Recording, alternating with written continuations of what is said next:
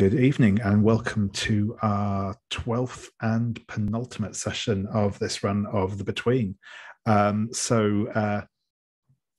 ever, this is The Between is a game, a PBTA game of Victorian monster hunters running around Gothic London, fighting the evil that lurks in the darkness, and so on and so forth.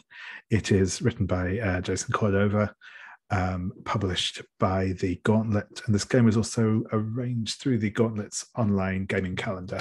So if you're interested in finding information on anything around that, then please do check us out at gauntlet-rpg.com, where you can find information on all the various stuff we get up to. As I said, I've done this spiel quite a few times now, so I should have learned how to do it, but yeah, here we are. But do check back at the earlier episodes if you haven't seen anything before this point. We are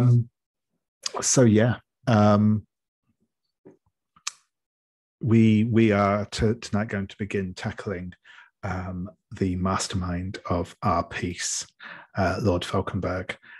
So we'll go into a little more detail on how it's going to look shortly. But what I'm going to ask first is just for everyone to, as ever, just give a quick introduction to their character.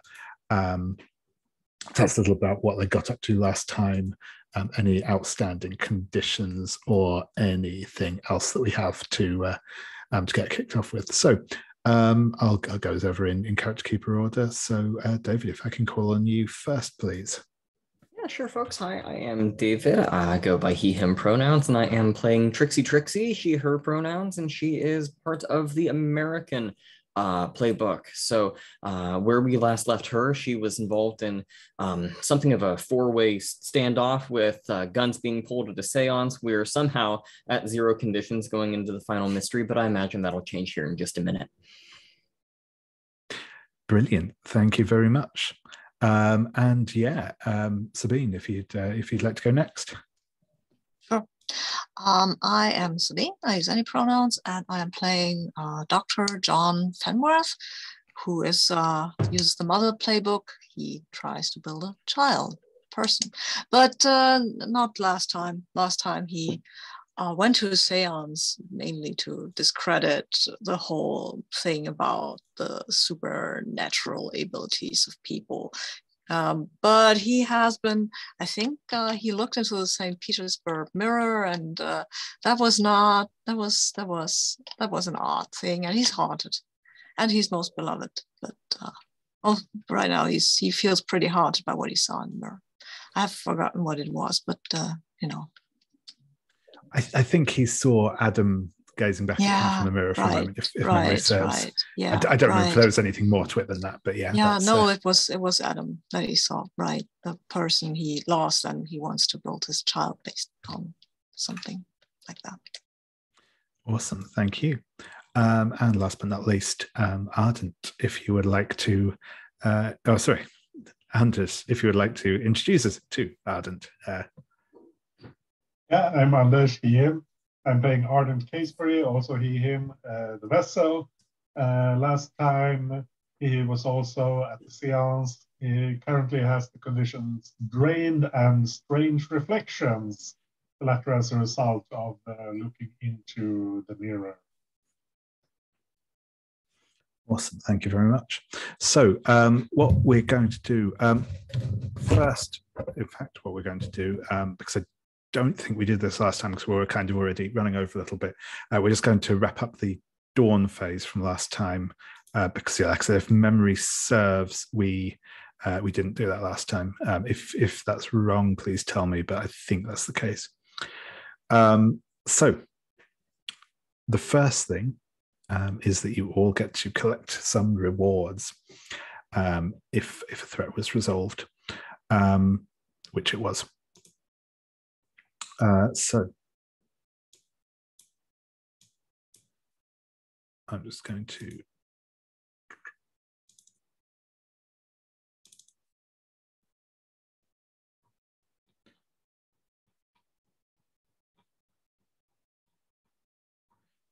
the potential rewards available for you all, and I'll just read through these all first, and then in fact I will also try and copy them into the character keeper just for ease, so people can actually read through them. The first one is blackmail on an influential figure. Describe it and add it to your personal quarters. The second one is that Madame Sorokin becomes a recurring side character, and you gain 1 extra clue on the information move when you seek her counsel about spiritualism and dark secrets. The next one is Edwin Belmont becomes a recurring side character. You gain 1 extra clue on the information move when you seek his counsel about the government or foreign affairs. The fourth one is, well, of the next 2, we have both mementos from the investigation, where, as ever, you ask another hunter what that is and then add it to your personal quarters.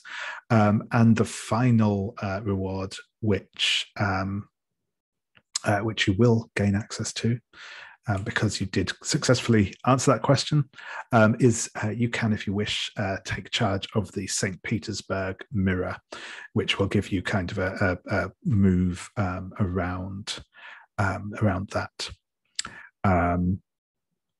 I will say the St. Petersburg mirror is of particular use to Ardent, but anyone can make use of it. I'll give a quick. I'll read what it does. I'll put all this text in the keeper in a second anyway. So yeah, the St. Petersburg mirror allows you, after rolling the night move or any move involving divination. So you add this to your personal quarters like any other item, but it works a little differently when it's there.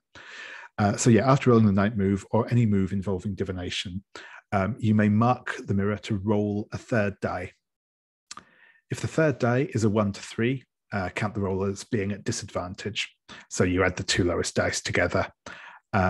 If that dice comes up a 4 to 6, then you count the roll as being rolled at advantage. So you sum the 2 highest dice. If, after invoking the mirror, you mark a Janus mask to upgrade the tier of the result, it automatically becomes a 12+. When any hunter marks the mask of the future, unmark the mirror if you've previously marked it to add that dice roll. So that is the St. Petersburg mirror. I will just quickly add the text of these into the character keeper. That was a thing I forgot to do.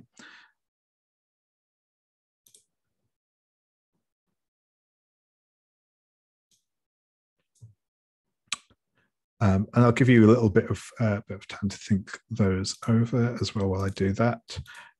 So yeah.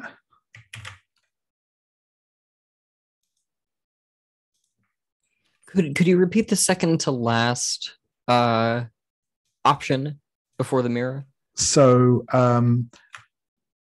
that was, I think that was we've got blackmail, which is just a personal quarters item. We have Madame Sorokin becomes a recurring side character. We have Edwin Belmont becomes a recurring side character. And then we just have the kind of the generic memento from the investigation one. Got it. Okay. So I'm just adding all those down to the bottom of the St. Petersburg mirror threat now. And I'll add the St. Petersburg mirror itself into the moves tab because it's a little bit more complicated.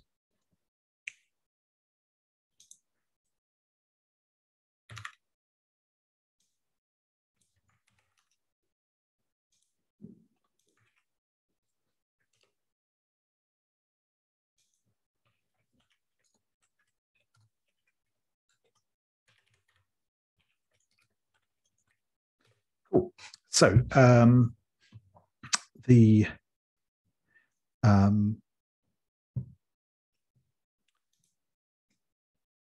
yeah, as I said, you will have access to both the St. Petersburg mirror and also to Madame Sorokin because you ended the threat on fairly good terms with her, so she will deign to work with you. So yeah, Trixie, does one of those call out to you? I kind of think that I might just get the most use out of just having some kind of memento that I can call on. Is that one that I come up with, or is a person selected to kind of generate it? You can ask another hunter what it is, and then yeah. Got it. Well, I don't have a preference on who comes up with it. Sabine or Anders, do either of you have any ideas for a memento that I could grab hold of? Maybe one of these. You already have a gun. You don't need a second one, I think. Right. But maybe I don't know. Maybe someone. Oh, you already have a holster. I'm sorry. I stopped just throwing out thoughts. We had some kind of crystal ball, right? I I could mean, take her it's crystal ball. heavy. You can chuck it at someone. I suppose so. It's the only Yeah. thing I can think of off the top of my head. It's not great. That sounds reasonable to me. I will add suspiciously heavy crystal ball maybe to my personal quarters, and we'll go Yeah. from there. Yeah, that Cool. sounds good. That We'll sounds do that. good. Or maybe you pick something up in that the room where you found the photos. Yeah. You picked up a set of cards.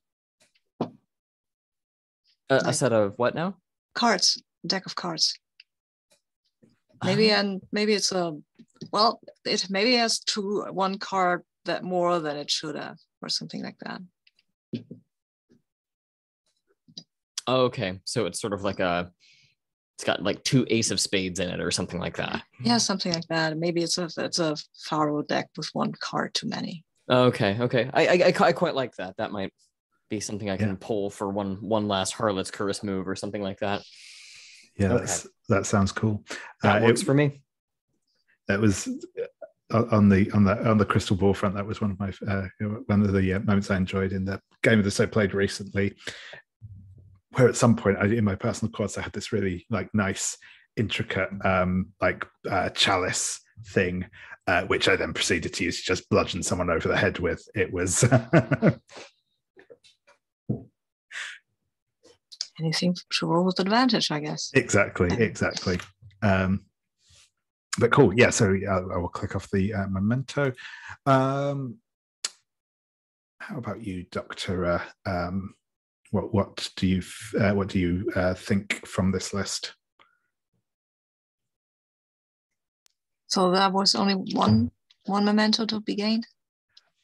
Yes. There's potentially another one. There's only 5 slots on the sheet on the thing, so I only put one of them in there. But if you want to just go for the memento, that's fine. I would like to go for the memento. I would like to go for something that maybe has some ties to the supernatural that I can look at and think and try to explain, right? And I would ask you, Anders, to tell me what it is that I've grabbed and try to explain now and can't. That's interesting. Hello. Sorry. Maybe some, or maybe I don't know if they're too easy to explain away, but like ghost photographs or something. Mm-hmm. That sort of thing. Yeah, ghost photograph. Okay.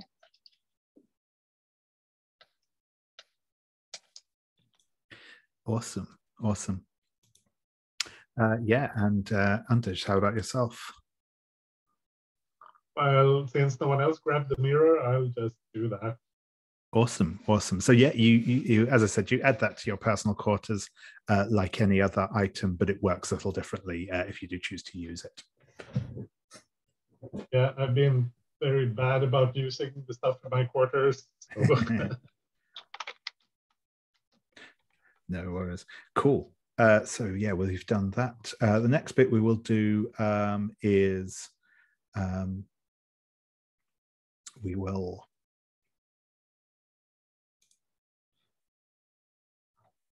answer dawn questions.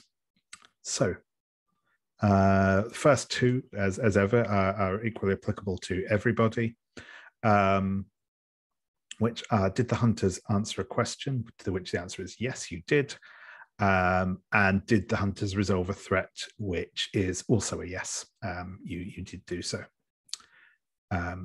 So you can take those first two, so that'll be 2 XP from that. For the Echo in the Night, because it's been a week, I'm just going to let everyone mark a box for that, because I'm fairly sure that there was definitely some echoing going on, but I won't be able to recall the details a week later, so apologies for that. So now the individual ones. Trixie, did you encourage a fellow hunter to let loose for a change? I don't know that I did that one. Not that I can recall in any case. Yeah, I can't remember either, to be honest. I was flying solo. Yeah, that's it. And then we were in the seance, and that's kind of the extent of I think my involvement with other people last session. So I don't think that one checks out. No, that's fair. And did you use violence to solve a problem?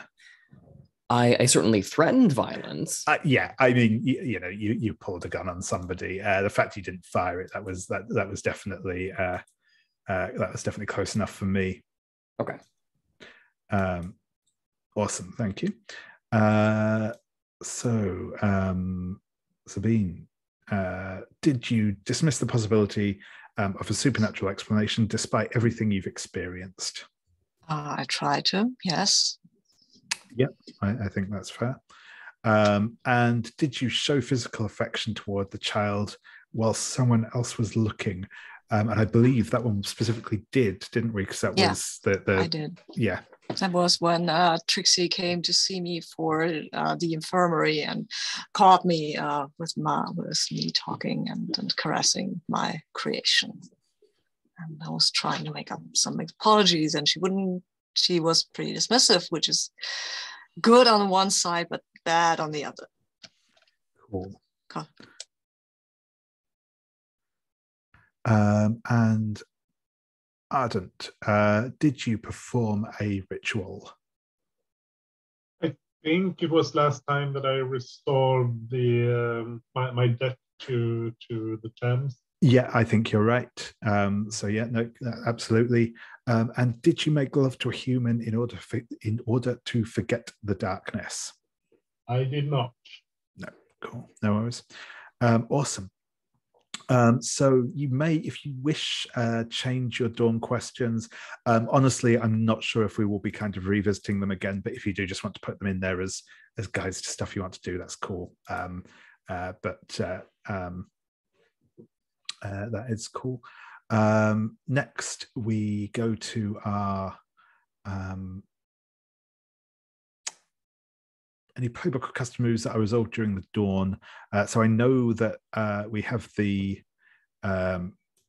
resurrectionists to check in on, and I think you got a 12 plus on your quickening as well, didn't you, Trixie? Oh, I did, as a matter of fact. Thank you for reminding me. Now, this is a tricky one because I believe I generate a clue, but I'm not entirely sure what the clue would apply to at this point. I suppose the mastermind?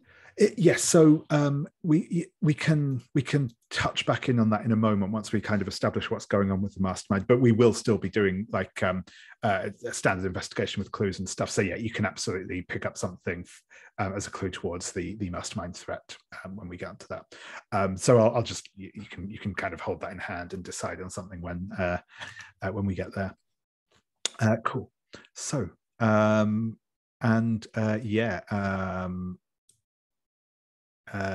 Fenworth, your resurrectionists, I forget which ones you had chosen now, but I did choose for them to bring me a leg or something and to not be in trouble. Cool. I think or was it I don't know, feet? I think it was I don't think you have to specify body parts when you send them out. So you had the morning before you had sent them out for the feet. So I think you'd sent them out again last night. But I can't remember exactly which ones you'd chosen for that. But yeah, that sounds right. So yeah, you can choose which body part you wish them to bring to you, and if you chose no blowback or complications, then that does what it Oh, says. So. Yeah, right. Each dusk face picked 2. I picked them and the dusk face, and now I have the feed. Yeah. Nice. Yay, feed.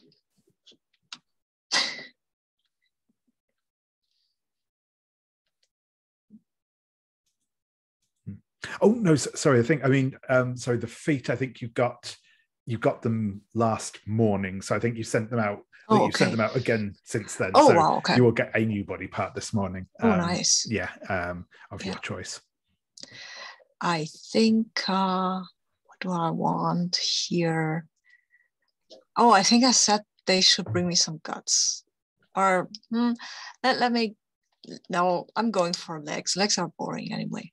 Yeah. I mean, to get them for myself. I mean. Sure thing. Awesome. So those are the resurrectionists. With that, I think we are done with the dawn phase. I don't think there's anything else.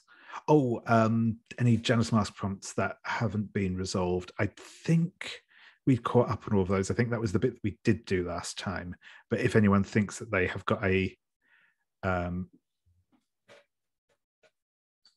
but yeah, if you could, if anyone has got any that they don't think they have done, we will check in with those now.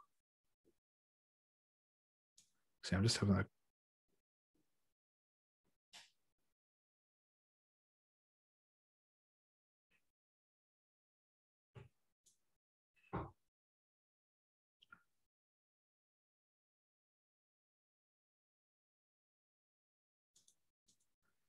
awesome. Yeah, so if everyone thinks they're up to date on those, then we will jump into where we begin today. So we'll be going into the daytime phase.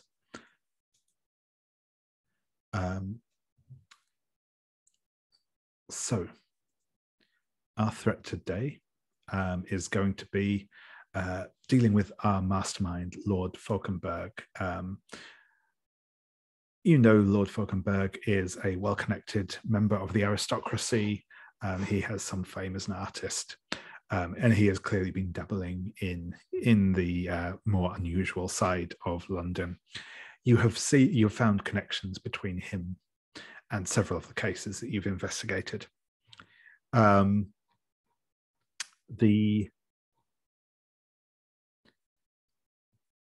way that we're going to go through this is, as I said, we will do today sort of an investigation as normal. This will be sort of a day phase investigation to start with. This will be, as ever, used to get some clues. I have put some questions in for the threat on the threats tab, which I will outline in a moment. So the way I'm going to kind of properly, I'll kind of do a general introduction to what the threat's going to look like now, but then kind of you will learn a little more information about the goings on behind all of that in a couple of little short scenes that we'll start out with.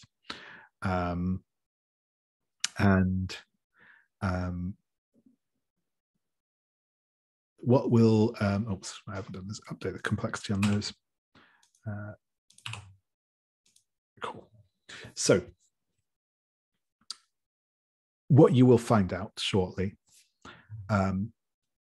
is that Lord Fauconberg is planning to make his move soon. In fact, probably tonight. How you will come across this information, we'll touch on, as I said, in a moment. His plan involves enacting some sort of ritual, in particular drawing on the ley lines that run through London, the ghost energy, for want of a better word, that he has managed to harness through the ritual with the St. James Street ghost, to wreak some sort of change on London, to help build it into this idealized version of the world as he sees it.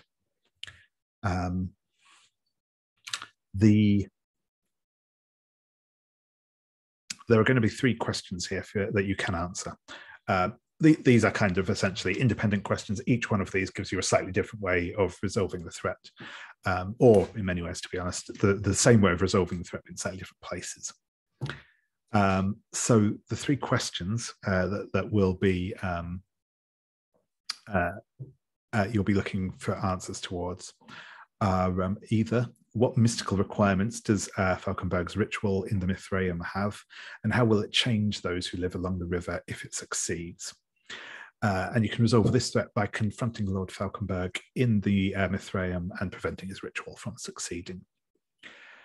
Second question is, how will Lord Fauconberg's supporters infiltrate the Palace of Westminster, where the Houses of Parliament are?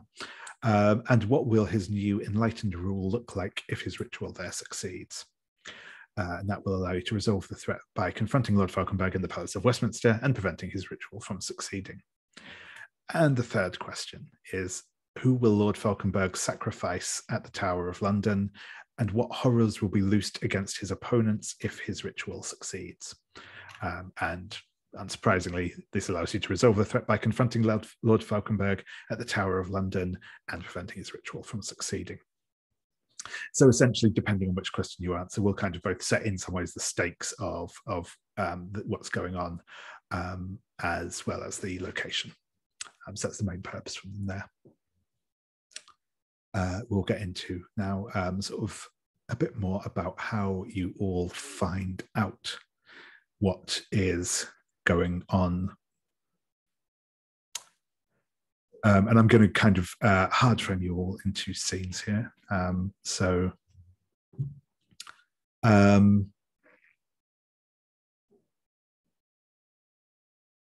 think I'm going to start with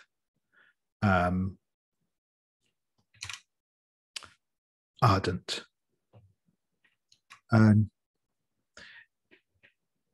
You're sleeping late after the events of the night before.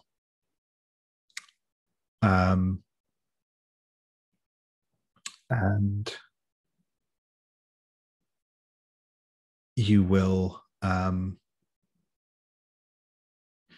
that strange feeling in your dreams again. And Greco, the second-sighted boy, will pop up once more into your sort of dreamscape. Mr. Casebury, sorry for disturbing you. What? Yes. What? I'm not sure exactly what, but something's happening. Something big, something powerful. I can feel it. I've been dreaming about it, but I still don't know quite what is going on. There's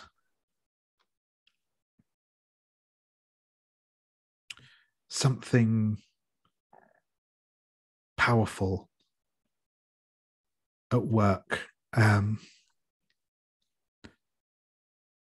had visions of places or more like feelings of places in my mind. There's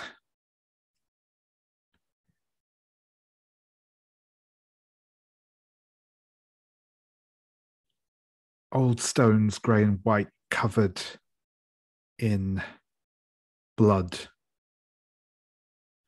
The heart of the city filled with arguing voices, and a cave under the city full of light despite the darkness.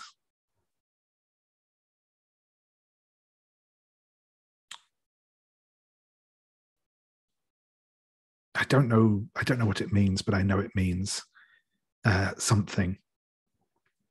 And as an aside, you will be able to deduce that those are essentially the three locations. There, the Blood and the Stones is the Tower of London.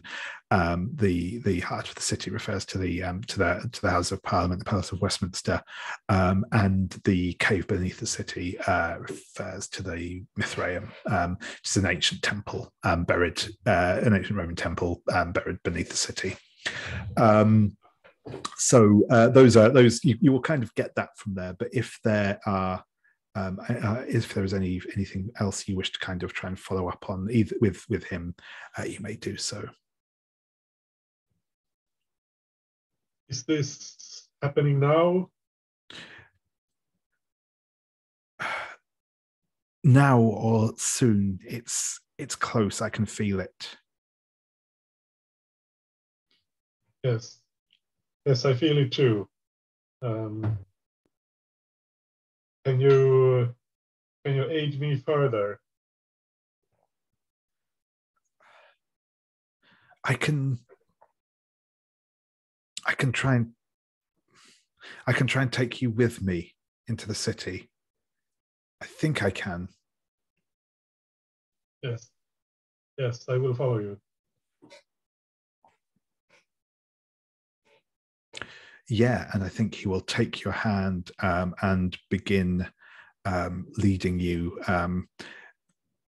kind of whatever you were dreaming of before. You will have kind of found yourself dreaming of yourself asleep in your room, but you've kind of always got that like out of body experience of kind of looking down at yourself.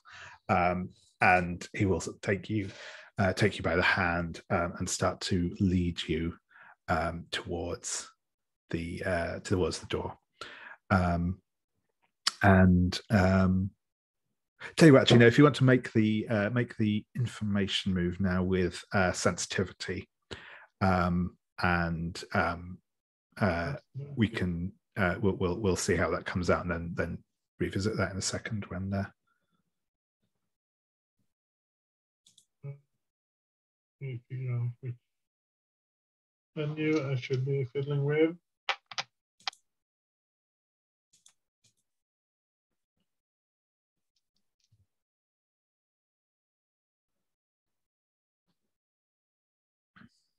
I thought I removed the video virtual background. There. That's a 3 and a 2, which gives me an 8. Sure thing. Cool. So we'll come back to that. The results of that in a minute. I'll switch over to Trixie. I think you will be I'll let you frame up. You're outside of Hargrave House, doing something this morning. What do you think you're out doing? Do you mean immediately outside of Hargrave House, like standing on the street, or just out in the city doing what? Out in the city, or well, I mean, but wherever you'd like. But yeah, certainly out in the city doing whatever. I am looking around, trying to find a place. Let me see here.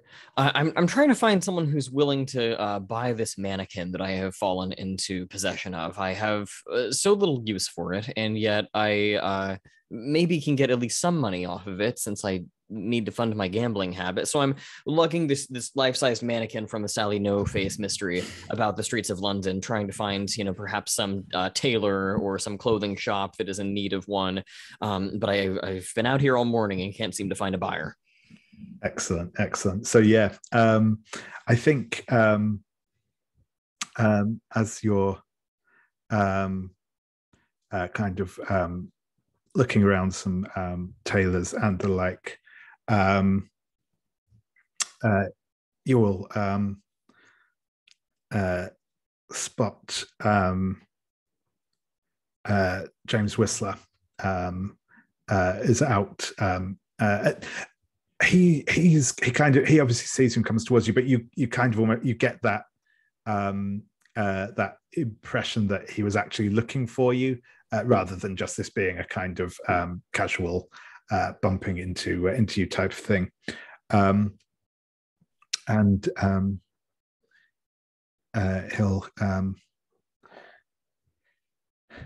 up to you and say, "Good morning, Trixie," and he'll kind of nod to the mannequin.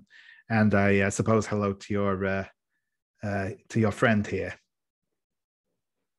I'm afraid she doesn't have a name. I'm trying not to get too attached. That sounds fair.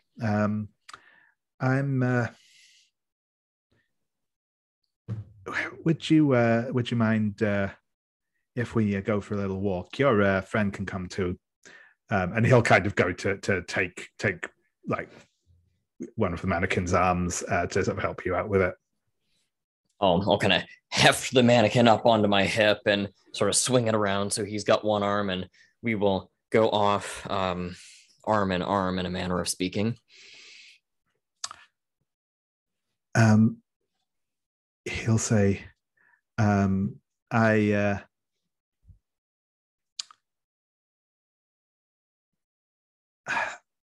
get the distinct feeling I've been followed these last couple of days, and I don't have a whole heap of friends in town who have your kind of skill set. Right. Followed, huh? Yeah. You gotten yourself into something? I think I might have done. There's been maybe I'm just being paranoid, but I've seen a couple of fellas who look like they've been following me about. Nothing too out of the ordinary, but they've got that look to them like military or something like that, you know. Young guys, hard faces, all that. There's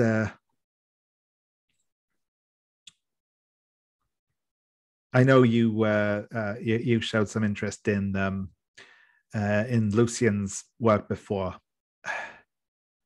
He came to me the other evening saying he had something planned, something big planned. He didn't go into all the details. He asked me to help him out with it, but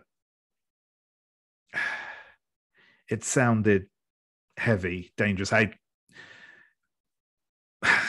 mean, it sounded like the guy was losing it. You know what I mean?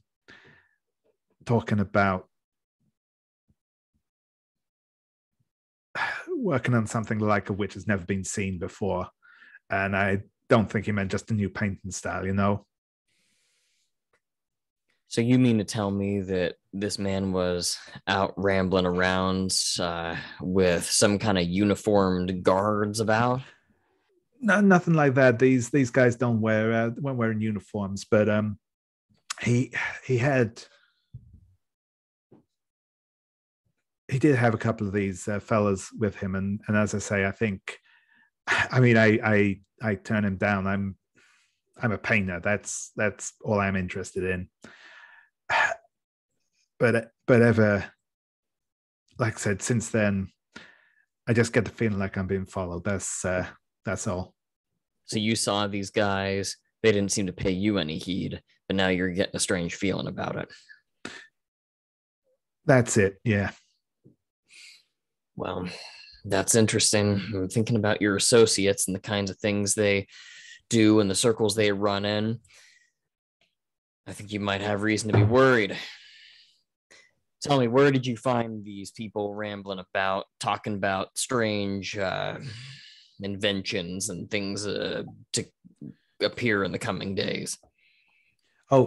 He came to me. Lucian came to me. He said, I think he wanted me to, like I said, I think he wanted me to join him in this. I turned him down, and I'm thinking maybe that was a mistake, or maybe it wasn't a mistake, but maybe there was no good choice. I don't know that he was really offering you a choice. But in any event, you said that it's Lucian who is running around with these people. That's it, yeah. Don't suppose it hurt if I paid him a visit? Maybe, or just see if you can find out what these people are up to. It would maybe help me out.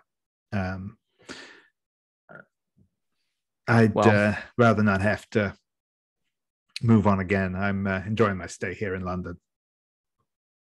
Well, I quite enjoy your company, so I think we can certainly help each other out.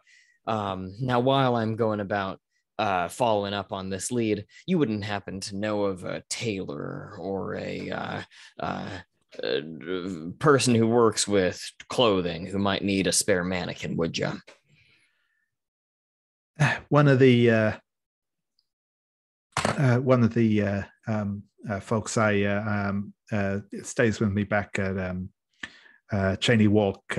She does some tailoring, some dressmaking. Maybe she'd be interested. Well, I appreciate your lead, and I will be following up on this man. Now, in the meantime, I need to be getting this thing back to Hargrave House before I go on a bit of an afternoon gamble. But I will be following up with this Lucian, or at least looking around to where he seems to hang about, see what I can find out.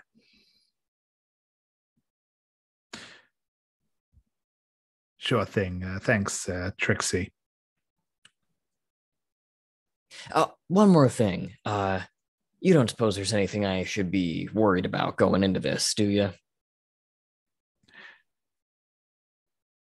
I mean, these look like serious people, the sort of people who'd be prepared for violence. So I'd be careful on that front.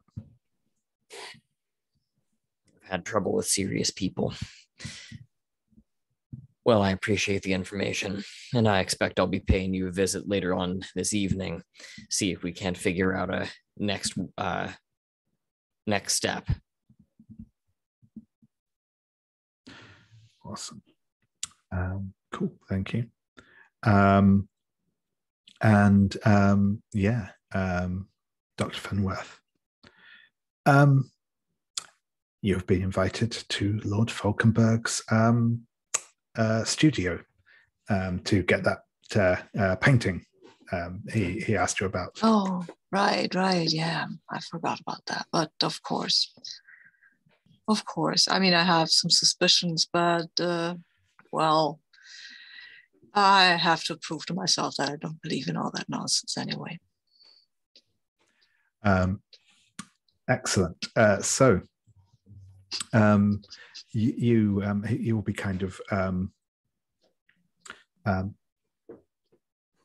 ushered into the studio.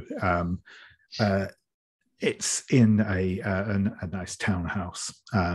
You will notice, probably.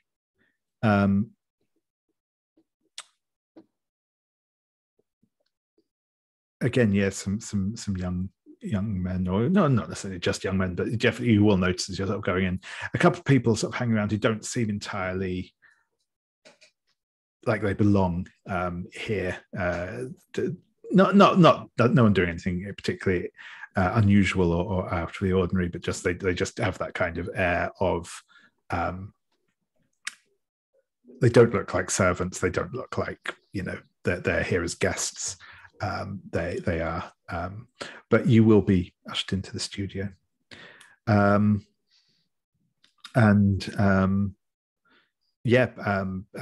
he will be kind of he will kind of gesture to there's obviously a space set up for doing like portraiture, and like there's a kind of long couch and a more upright chair, and so on and so forth. Lord Fauconberg will say, "Well, I'm so glad you could make time for this, Dr. Fenworth. I've been looking forward to capturing you for some time now. Tell me, would you prefer to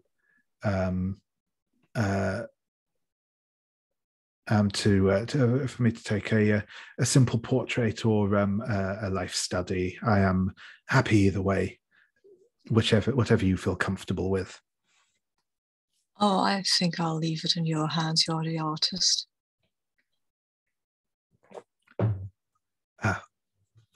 Very well, then. And see what you can do. I am not an expert on portraits or any kind of paintings. I only dabble in the knowledge, but what I saw you do was interesting, to say the least. Well, very well then, if you are willing to be so accommodating. I think he will kind of reach out to you and sort of begin to undo your tie. I think I would like to get to know the man beneath the suit. And he'll give kind of a wry grin. I will just, for a moment, I will like freeze a little, but then I'll just, well, anything for the arts. Yeah, and with that, he will kind of, help you undress and then sort of pose you and begin to paint. And he kind of seems to be quite like into the painting, but after a little while, he will say,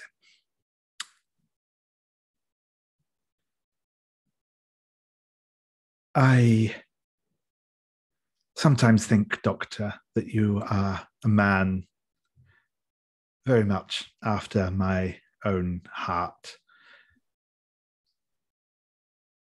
Wouldn't you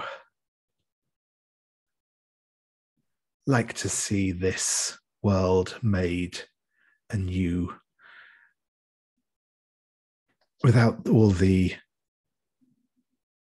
mistakes of countless millennia that hold us tied down, without our artificial constructs of outdated morality?"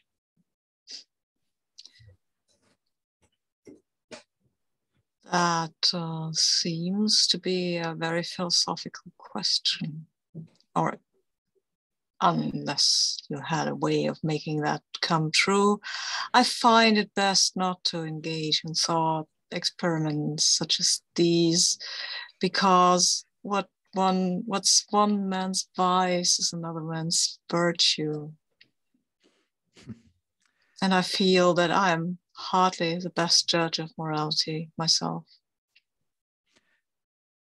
Perhaps, Doctor, perhaps, but it is the process of turning philosophy into reality that I have been pursuing. And I feel now that a true change can be made.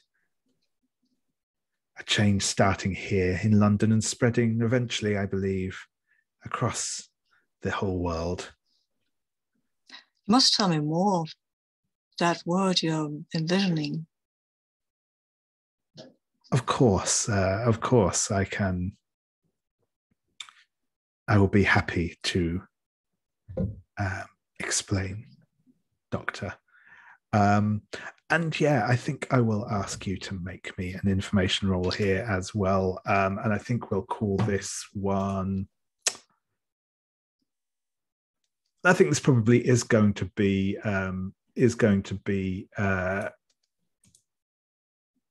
reason, because certainly from that I get the feeling that yeah, Dr. Fenworth is very much trying to kind of get him to monologue essentially. No, not really. He's interested. actually. Well, because that's that too.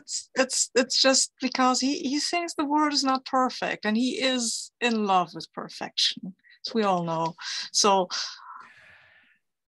I mean, remaking a man, remaking the world, it's not so different, exactly, right? Exactly. So yeah, no, but yeah, I still think reason is the thing. I don't put it this way. I don't think you're having to persuade him to speak here. This is very much his. Okay, I'm rolling with reason. That seems fine. So it's a 9. 9. Excellent. Cool. So we will take a quick break here and come back at 5 past, and then we'll jump in onto the outcomes of these various roles and see how that goes. But yeah, I'll see you all in a few minutes. Yeah. And how many minutes? Sorry, I missed. Sorry, about 5 past, about 7 minutes. Okay. Cool. No worries. Cheers to you all.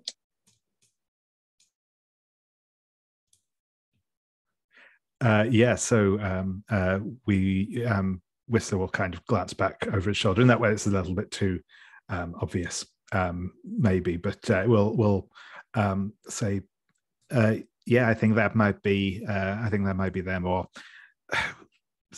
the same sort of people I've been seeing, put it that way. Well, I think they might be on to us. You wouldn't mind going for a jog through an alleyway, would you? Well, I guess if you think that's the best way of doing it, then that's probably what we're going to have to do. Well, I only bring it up because I'm not one for talk. It's not at least with these kinds of people. And besides, if they do give chase, hey, that's a good bit of information to have too. Awesome. Yeah, so I think this will probably be the day move here if you want to try and escape the pursuers. That will be with vitality. What I will say, just call this out specifically as you have it on hand. If you want to use the mannequin as some sort of, leave it hiding behind an alley door or something to look like a person, you can absolutely use that. Mark that to get advantage. I was hoping to. I was just trying to think of how I could creatively incorporate a mannequin into a chase scene. But yeah, no, I mean, I think that it's reasonable if we kind of go through a particularly narrow alleyway. I just kind of set it up so you turn a blind corner and bump right into it, or something along those lines. Just as we begin to get into maybe the more labyrinthine alleyways and back of the street that we're on. Yeah, that sounds great. So yeah, if you would like to make me said the dame. Oh, so yeah, what are you afraid will happen if you do not successfully escape your pursuers? I am afraid that some combination of me getting hurt and Whistler getting perhaps even captured or killed will come up. Sure thing. Yeah, that's fair. Yeah, so by all means, go ahead and roll. You'll be rolling with vitality and at advantage. Okay, these are good odds. Let's see. Yeah, thank goodness for advantage. That is a 13 total. 13, nice. So I think that it goes I mean, if you'd like to just sort of describe how it looks as you kind of make a break for it and run through the streets. I think that we try to make it pretty subtle to start with. I think that we kind of take off just gently walking into an alleyway to start with, but once we are just a few yards down and kind of off of the main thoroughfare, that's when we take off in a dead heat. I imagine that the two of us are able to keep pace with each other reasonably well. Perhaps I'm edging out just a little bit just by virtue of my own almost supernatural agility, but I think that we're able to take off down, make a left, put this mannequin against the blind corner and continue walking now that I don't have that weighing me down. And I think as I do so, I kind of pat the mannequin on the shoulder and say, "Sorry, love. I didn't want it to end this way. Perfect. And yeah, you will kind of hear like a few moments after you've kind of left the mannequin behind, you will hear that kind of like a slightly startled cry of surprise, and you will hear like a couple of shots being fired. And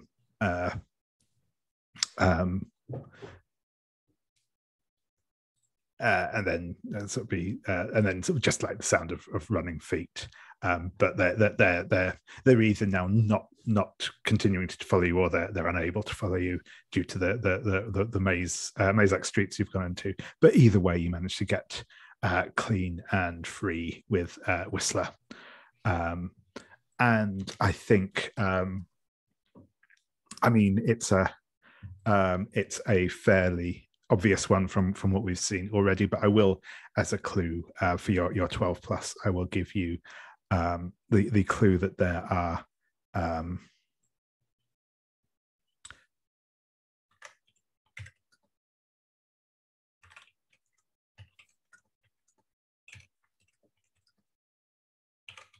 there are a group of armed undercover men working for Fauconberg.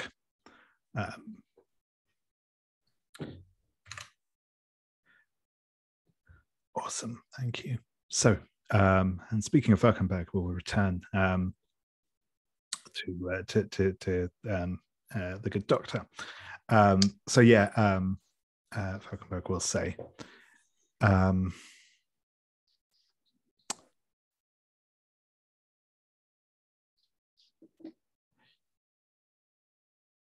I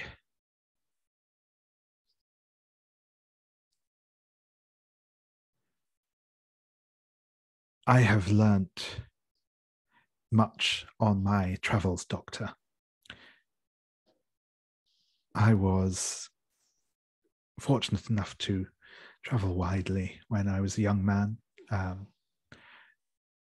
And the things I have learnt have led me to the truth of the world.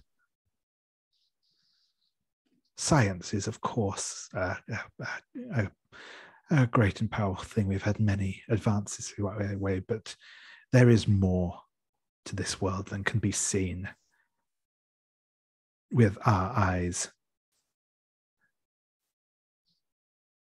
And but it can be measured in some way, I hope. That is the thing, Doctor. I feel it is almost limitless in its power if it can be tapped properly. And that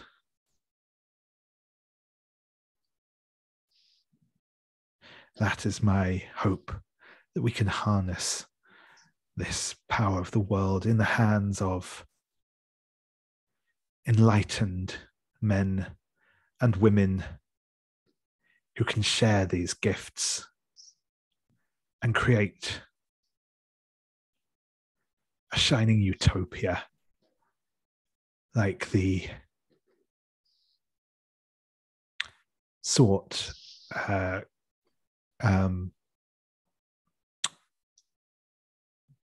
conceived of in antiquity.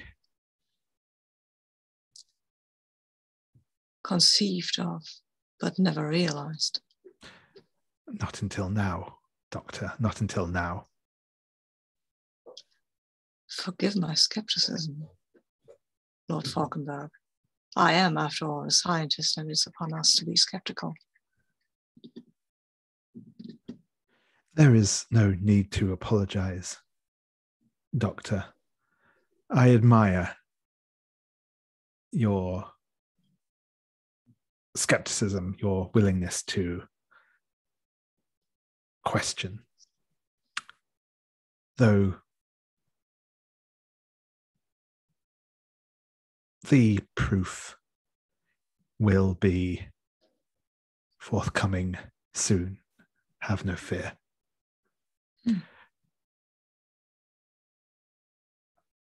So there are concrete measures in motion, I seem to hear. Is that true?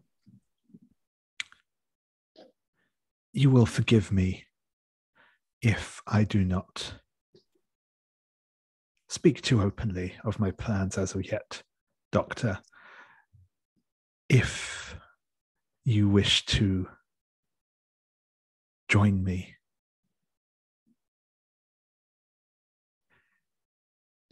then I will be happy to see you initiated amongst the ranks of the chosen.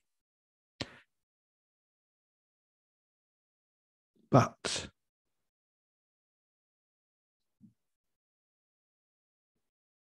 it is your choice. I have no wish to force this decision upon anyone. And I think at that point, he will kind of toss like a dressing gown over to you as he stands and says, all I ask is that if you choose not to follow me and become join our order, that you just remain here a guest for only a short while until all this is done. I would not wish you to get harmed should any complications arise. Well, I certainly would not wish myself to be harmed as well. Lord Fauconberg, and as to joining you, I will. That skeptical mind of mine, you know, and I have all other obligations. Very good, very good.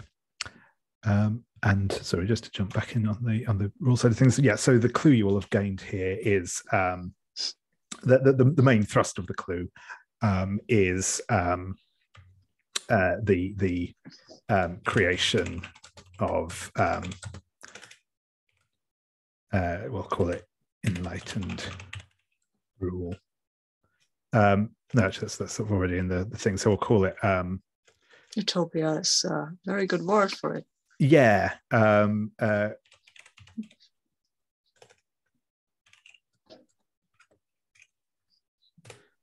call it creation of a utopia. Obviously, all that context stuff is around it.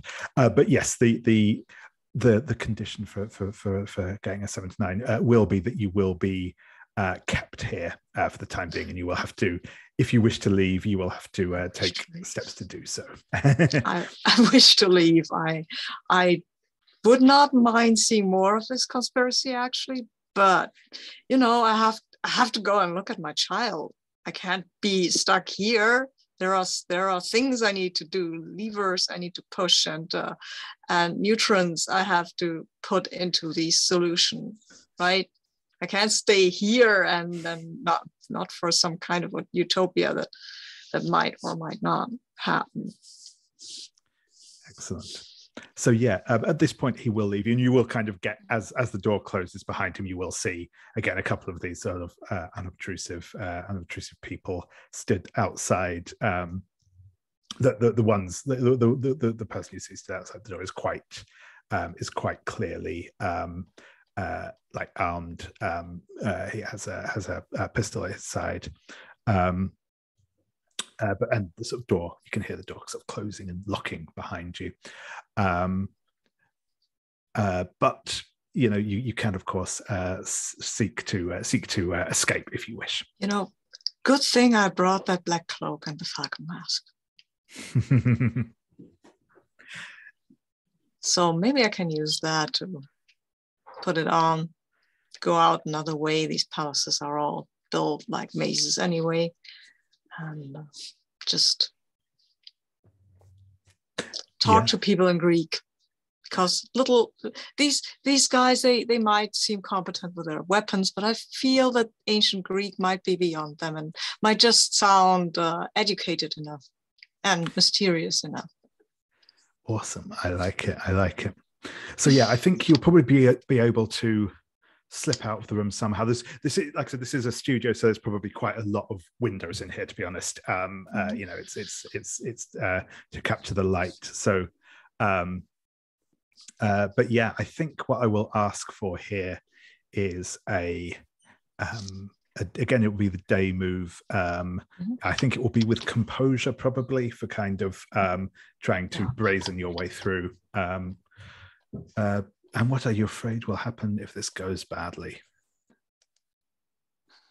I'm afraid that I will be delayed from getting back to my child that I have to take care of. I have to get some stuff for him, and if I'm delayed, that would cause maybe my child to deteriorate, and I don't want that. Perfect. So yeah, if you would like to, make me a roll with composure and see how that goes. And I can use roll with advantage, right? So yes, you can indeed for using the disguise. That's what I was aiming for. There you go. That's an 11. That's an 11, I think. Let me look at my composure. Oh, it's a 12. Woo!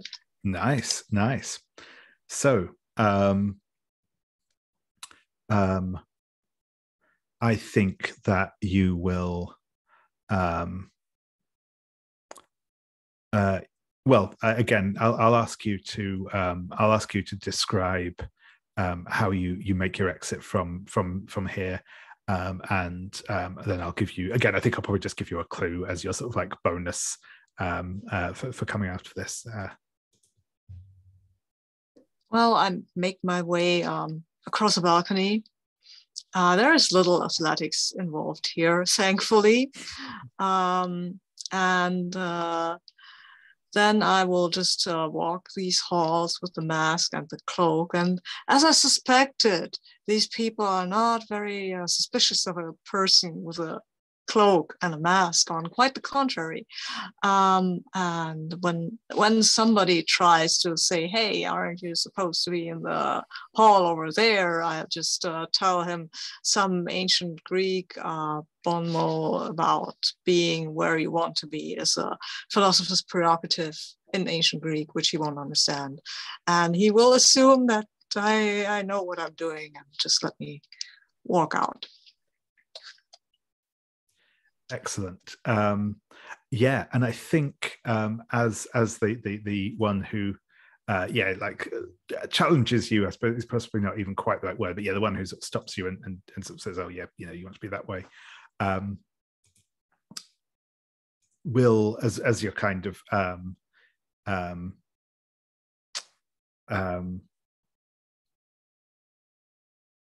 as you are explaining to, as you're kind of giving him the ancient Greek, he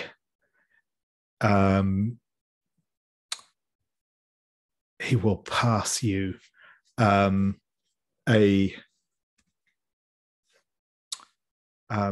ornate sacrificial looking dagger with sort of gold chasing around it, which will add as a clue.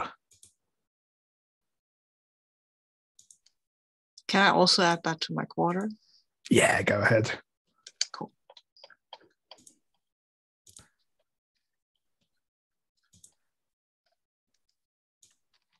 Even though it's terribly gaudy.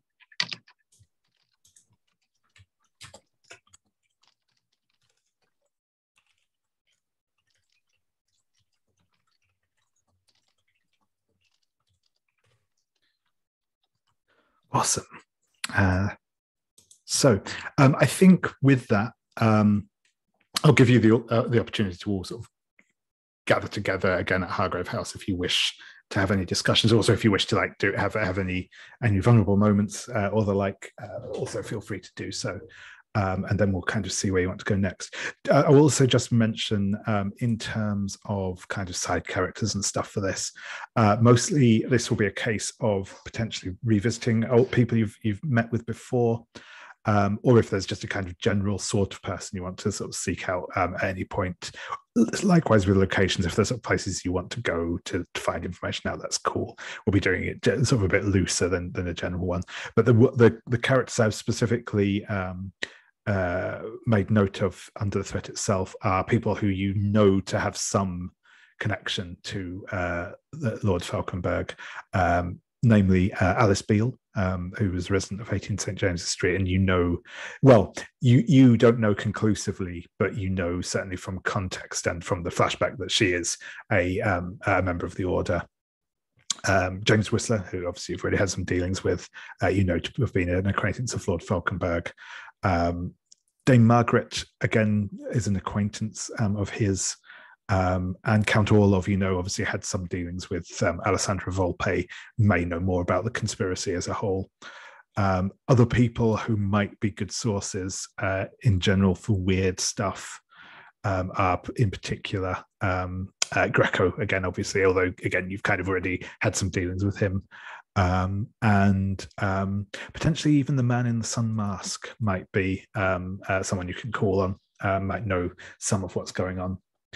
Or maybe involved, who's to say? But that is those are just some sort of ideas, stuff you might want to check on. But yeah, as I say, I'll give you all a moment to kind of gather back together and have whatever discussions and scenes you wish between each other. And also, just what I'm thinking of, again, doesn't have to be right now, but Trixie, if you can think of a clue about this whole situation that you might have kind of picked up on with your super senses, then feel free to detail that as well. Yeah, will do. I'm still kind of thinking on it, but maybe definitely before we wrap up the session, I'll have something I can throw in there. Cool.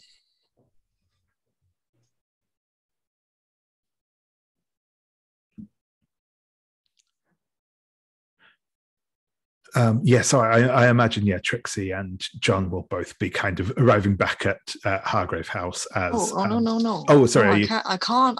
I need to get some stuff before I get back for my solutions. Fair. Right, as I said, I have to go to the morgue before and there I assume I have some change of clothes, because running around in a morning coat and a cloak, black robe, it's kind of, well, it's not done, right? So I'll need to change, and I need to find some stuff that I need for my solutions. So cool. We'll come back to that in a moment then. So Trixie, I think you'll probably arrive back at Hargrave House probably as Ardent is sort of looking around, wondering where people have got off to. Right. Now, to clarify,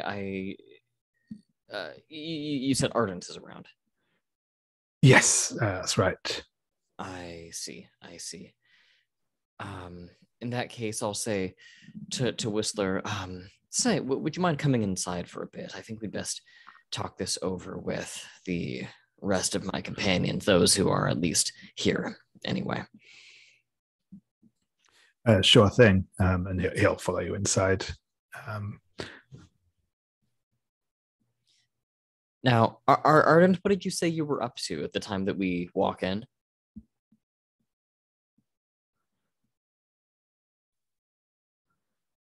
Sorry?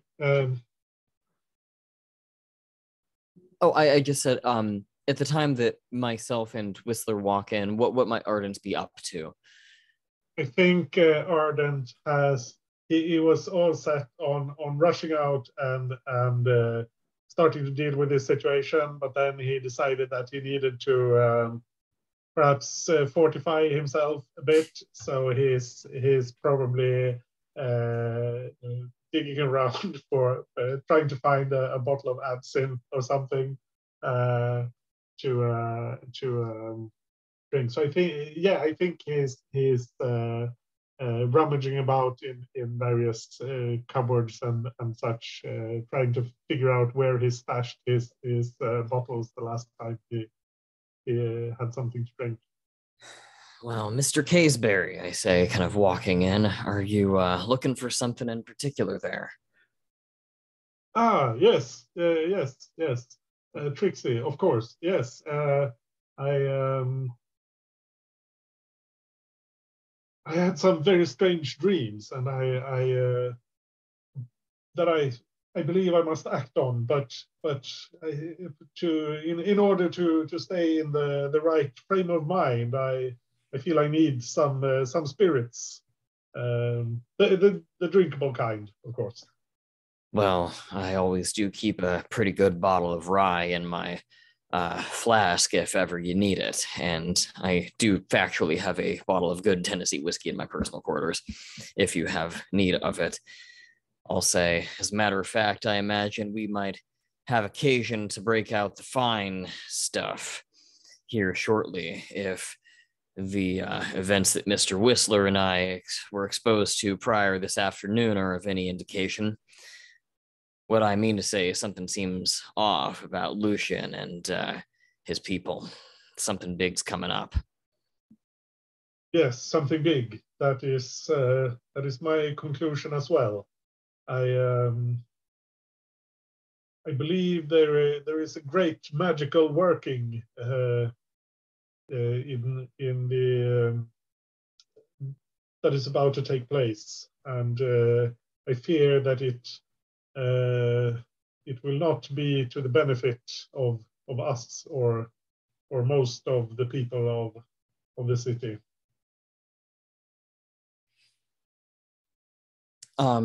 I think I'll ponder for a moment, and I wonder if the whole slightly lycanthropic sort of werewolf background I have might come into play here with respect to that clue that I was supposed to generate. I wonder if there might be some astrological clue relating to the phase of the moon here that might be relevant to the ritual. And if such a clue exists, whether Ardent might then be able to kind of, to use a basketball term, alley-oop in and use those star charts that he's got to follow up on it so that we're kind of complementing each other's moves that way. Yeah, no, absolutely. Yeah, if you want to say like, the pull of the moon is particularly strong or something at the moment, you can feel free to go with something like that as your clue. Say, Ardent, I was thinking, as a matter of fact, if something is going down tonight or early next morning, you wouldn't happen to know, if I recall correctly, we've got a half moon coming up tonight. Part light, part dark. Of course, I don't know that means anything to you, but and I think I'll kind of flash back to one of my sort of old Janus mask prompts. I have had some bad dealings on half moon nights. Yes, indeed. The half moon is a sign of change, of balance, of balance that can be upset. Of course, I must investigate. And he rushes up to get his star charts and drags them down. Starts pinning them to the walls in the let's see, pick the room. Where do we have the rooms? Are they on the those prompts we've been using to describe the various rooms? Are they in the, what tab are they on? Sorry, I was muted there. I think they are on the Hunters tab, but they might only show. They might only show up when it's in the dusk phase. Yeah. Anyway, there we go. Yes, excellent. The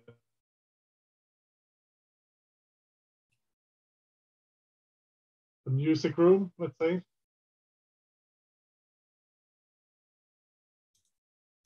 Or the ballroom. Yeah. It's the biggest room. He starts pinning star charts to the walls, and of course the red string comes out, and he starts connecting various things and trying to figure out what the connection is to the moon and the ritual and the ley lines. And he has a map of London, and he connects things to that as well. Yeah, absolutely. Yeah, I think we can go for a. Again, I think it will be an information move with sensitivity for that. Unless you have a specific ritual. I always lose track of the. Yes, you do, don't you? Have the. Is it thinning of the veil?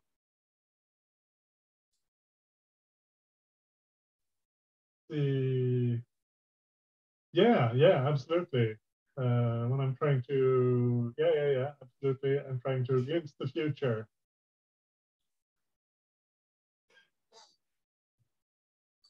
Yeah, I will do that.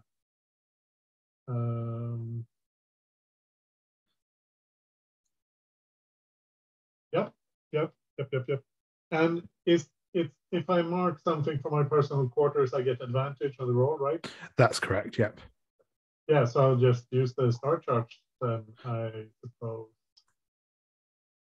See if I can make this very reasonably fast this time.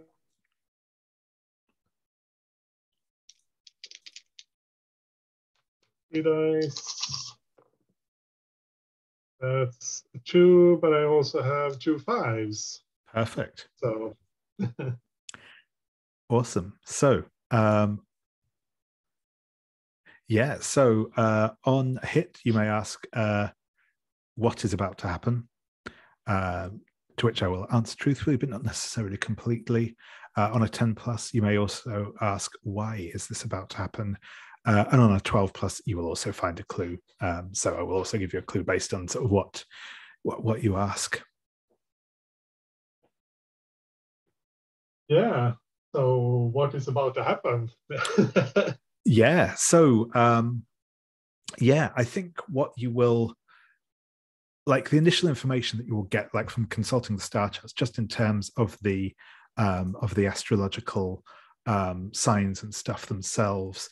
There is a particularly uncommon conjunction of the stars coming up tonight, which obviously has mystical significance. And yeah, this is kind of obviously building on what you do already know, but you know that a great magical working is going to be completed tonight. The effect of which will change London and possibly the world beyond all recognition. It's difficult to tell whether or not that change will be for good or ill, but it will absolutely be a massive and disruptive change. And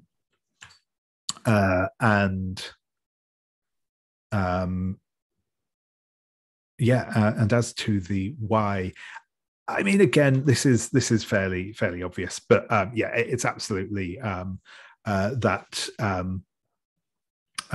Lord Fauconberg is going to be able to draw on the power of the ley lines to essentially, and this is sort of the bit that you kind of pick up on now.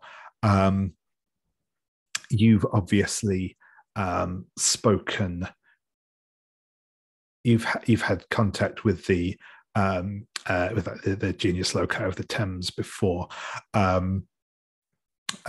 Lord Fauconberg is actually going to be able to harness essentially the genius loci of the entire island. So it's it's going to that's sort of the what's behind that is that's where what he's drawing on the power from. And I think the clue that I will give you is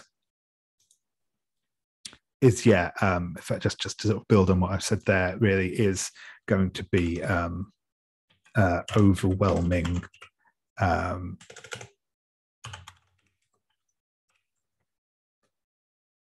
we'll call it awakening the magic in the land.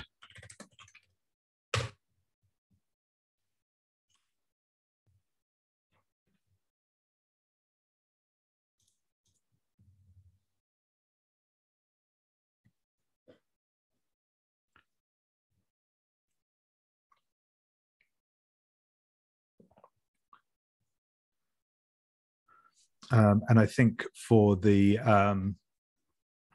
we will hop back over to Dr. Fenworth as you arrive at the morgue. I wonder, I've had an idea. I mean, since you can combine the useful with the necessary, can't you? So I have this dagger. And I wonder if there are any corpses with stab wounds that would match this dagger. Yeah, absolutely. That sounds like a useful method of inquiry. So I think yeah, that will probably just be an information move with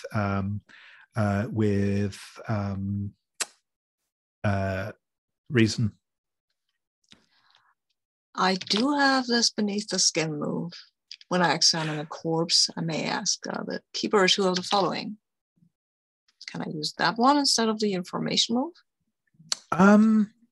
Or do I need to do the information move to find a? Yeah, I think if we go for the information move first to see if you to basically see if you do find a body that matches what you're looking for. But then obviously at that point, if you then wish to examine the body further, you'll be able to do so. Okay, so I will roll with reason, I imagine. Yep, absolutely. Cool. And can I use the dagger for the advantage? I think so. Yeah, it makes sense that you because you have like a reference, as it were. Right. Okay, and I'm rolling a lot of dice, and it's a 9. It's an 11. Okay. Not using a mask here. I'm happy with the 11. Cool. So I will just give the official the initial clue. Sorry, that was the word I was looking for. That you will find. I think I've misspelled that, but anyway, will just be simply that you do find a sacrificial victim that has clearly been killed with this knife or a knife of similar design, and it is like it's a. This isn't a kitchen knife. This is it probably has like a kind of slightly curved blade, a bit like a Chris knife or that sort of thing. But it's what's the word? Maybe it's oddly serrated and in accordance to the astrological significance of the metals that were used in the smelt or something like that. Exactly. Yeah. It leaves a relatively distinct wound on a body, and you are able to match it to the body of a middle-aged man, quite not like huge, but quite relatively tall, quite thickly set. Said kind of grey, thinning hair. But yeah, he is very dead and on a slab with basically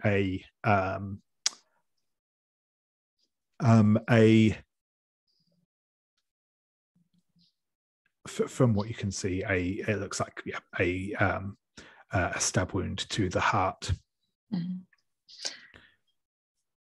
So can I use my 2 questions? You can indeed. Well, I will ask, what would an untrained eye overlook here? And he will answer with a clue, because we need clues. Yeah, absolutely. So you will kind of obviously reference the the notes that have been kept here that say, and you will probably notice as well that there it looks like he has spent a little time in the river, but not long enough to properly go, bloated or anything like that. It looks like the body's been put in the river and then basically immediately washed up somewhere and being dragged out. Mm-hmm. But the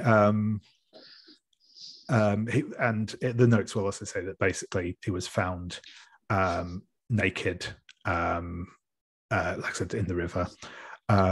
What an untrained eye might have missed that you pick up on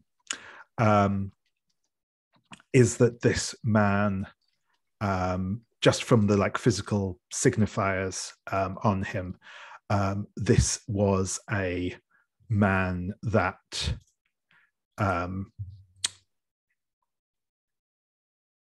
has lived very well, has grown up with money, is in good condition, in very good health condition now for has all his teeth, all that sort of thing. It's basically quite clear that this was obviously someone of a relatively senior position. And not only that, but you also notice he has some telltale marks, some calluses and stuff on his hands. You reckon he was probably a military officer of some sort. He's clearly practiced with a sword, pistol, that sort of thing, to leave those sort of calluses on his hand. So we will put in there a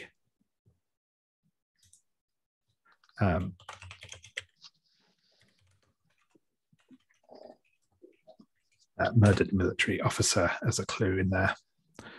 Nice.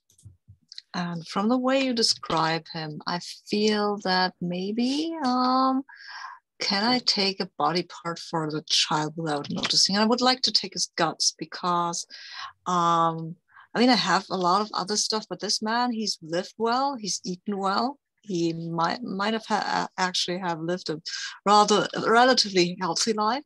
So his guts might be very interesting, and I will try to get at them. Absolutely. And yeah, I think given the fact that you have a good relationship with the people at the morgue, I think you'll be able to get that out of there without any problems. If you're trying to do this in the street or something, it might be a bit more difficult, but here, that's fine. Yeah, I'm elbow deep in the guts, and this is a good day. Actually, I feel that I found out something about Fauconberg. I have found something I need, so I'm in a good mood. I'm in a good mood. Excellent. Also, I kind of like sitting for that is another complication that will come. That's not a complication. It's ridiculous. Awesome. Thank you. So I think we'll take another quick break. So again, we'll come back at 5:05, and we'll pick up again then.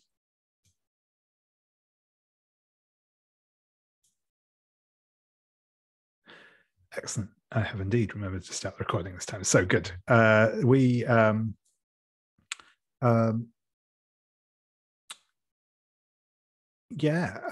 So I guess my question is, what do people what sort of, like I said, we'll probably aim to start wrapping up, or at least answering a question like in about half hour's time. But are there any other scenes that people want to kind of hit on before that point, whether it be any like interpersonal scenes, vulnerable scenes, anything like that, or just going out and doing some more shoe leather investigation? For my part, I'd like to, just for old time's sake, get one more Cruel is the Harlot's Curse move in.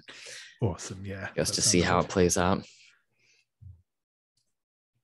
Yeah, no, that's perfect.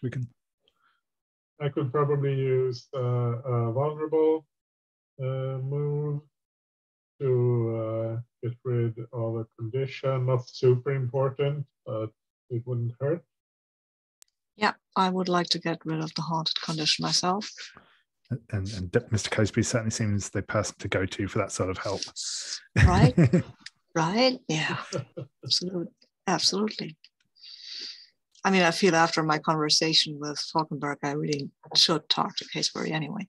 Yeah, absolutely. And also, if you like, you three of you just want to have a scene together as well, that's also cool. But yeah, that's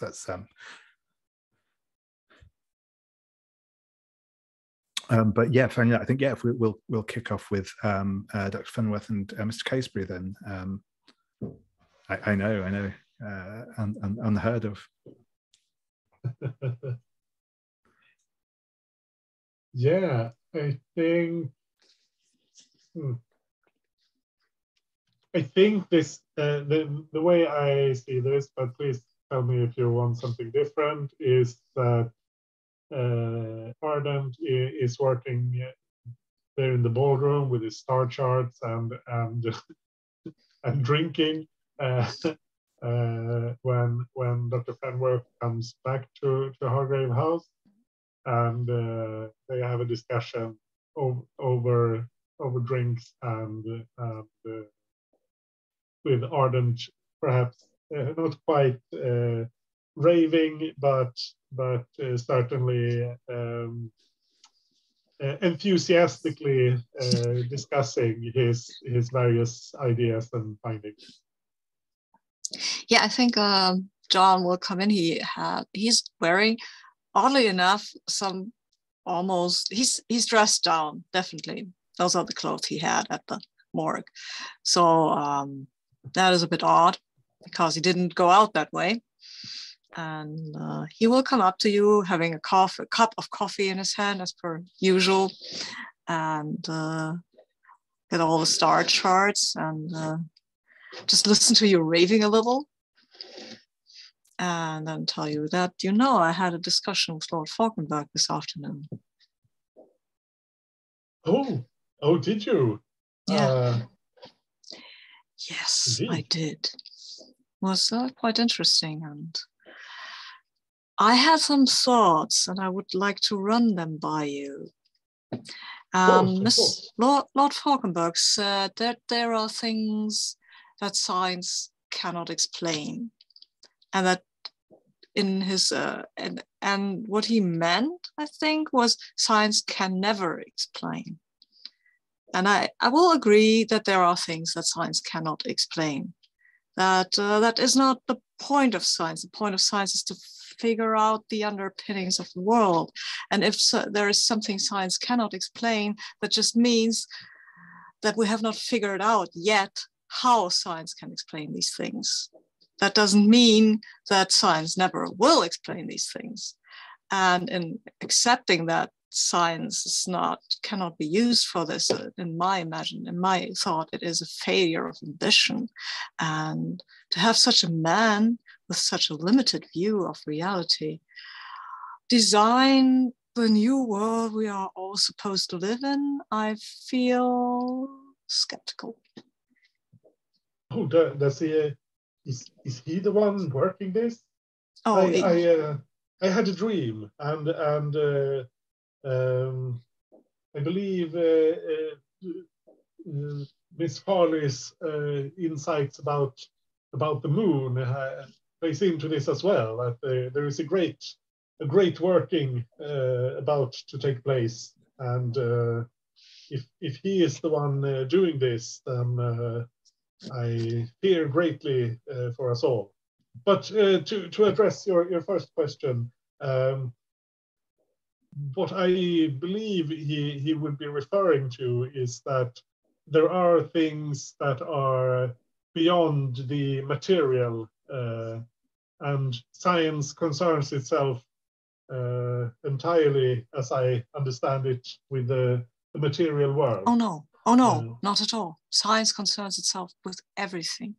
That is the basic of science. Science wants to explain how everything works. Well, then it may be that you have simply used science in different ways, you and him? Well, I feel he does not use science at all, because I don't think he is interested in explaining why this works. He's just interested in explaining how to use it. That is different. Science is not, of course, science is interested to see how you can use the ideas that science brings you to recreate things, but that is not what science is about. Science is about explanations. He is perhaps then more of an engineer than a pure scientist, such as yourself.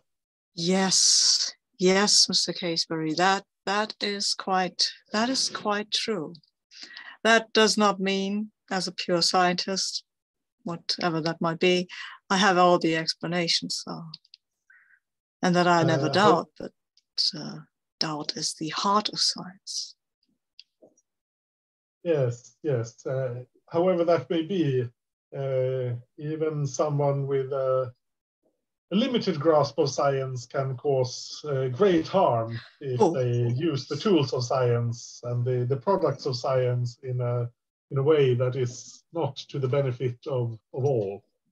And I believe that is what Lord Fauconberg intends to do. Yes, and even if he succeeds, I do not believe he can understand all the ramifications of what he is doing, because I don't think he has studied it completely. And dabbling with things like that can go wrong. It can't. Even it absolutely can. It absolutely can. That is. And that could be quite catastrophic. Indeed. And with the kind of power that he's attempting to wield, this could be catastrophic, not just for London or for the country, but for the entire world. Well, I'm quite content in saving merely the city of London, imperfect as it might be. Indeed. We will, I think we have very little time to act, and we must. He said they will do it this night. He attempted to imprison me, so I would not interfere. It did not go as well as he thought it would. That certainly fits with my understanding, and he gestures towards his star charts with all the pins and threads and notes. Mr. Caseberry, at one time, this is not the time, but I really want to hear your explanation of all of this. Yes, another time, if we are permitted such after this night. I shall gladly delve deeper into these little talks. Very good, very good. Have you seen Miss Farley? She was here not long ago. I do not know if she is in her quarters or somewhere else in the house, or if she has. I don't believe she has left already. I believe we might have need of her military expertise. Absolutely. This will probably be a very dangerous and very dangerous operation, and I would sorely miss her if she was not part of it. Yes, quite. And her guns. Awesome. So yeah, I think you can obviously both clear an appropriate condition. So yeah, I think you can definitely get rid of the haunted condition there, Dr. Fenworth. I feel like maybe for Ardent it's the drained one. Yeah, that's what I was going for. Yeah, I thought it definitely seemed like Ardent was quite energized there. So excellent. Cool. And I feel like we probably, I think that was probably felt like it was more on Mr. Casebury's advice there more heavily. So you may either introduce a new clue, or you may invite Dr. Fenworth to ask you a question about your past, your choice.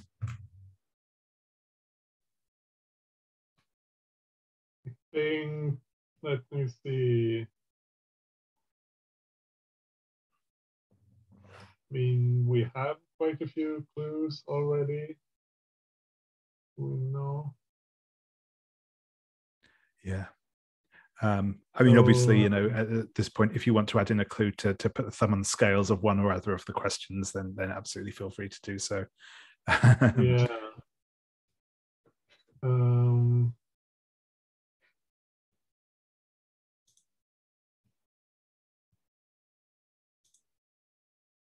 Yeah, I think I'm most interested in the Mithraean. I think they're all good.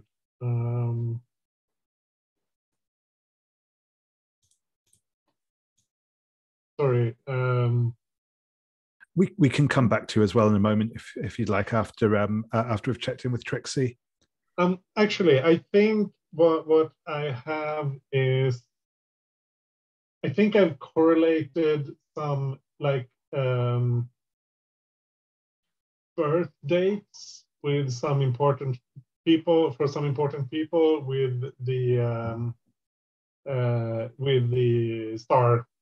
stars alignment and that sort of thing and dates. So I think I have a list of names. Yeah, just a list of names. Yeah, no, that sounds good. That sounds good. I like it. Yeah, perfect. Thank you. Could I add that to the clues? Oh yeah, you can add that to the list of clues on the keep if you'd like. So yeah, Trixie, I'll come over to you. So yeah, you said you were interested in heading out for a game of cards. Whereabouts do you think you want to be playing? I think just to kind of bookend everything nicely, we'll wrap this up kind of the same way it started. I think I might pick up a game of cards at Jenny's Opium Den down by the docks. Excellent. Yeah.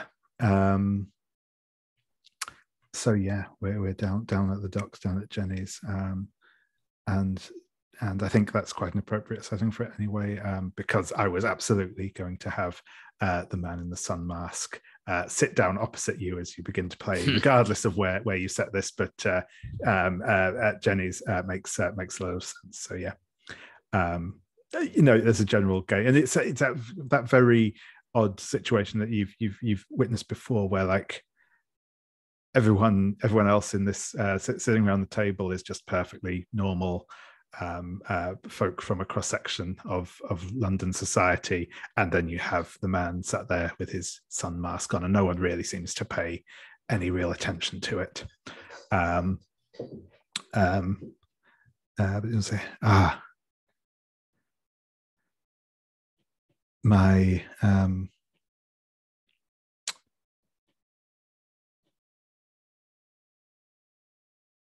it is good to see you again, my young friend. I hope the city has been treating you well.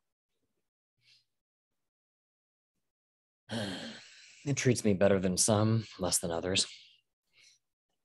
Might I interest you in a game of cards? Low stakes, of course. I play most of my games for very high stakes indeed, but this may be a pleasant diversion. And yeah, he will kind of sit down at the table and you know, throw in a few coins into the pile.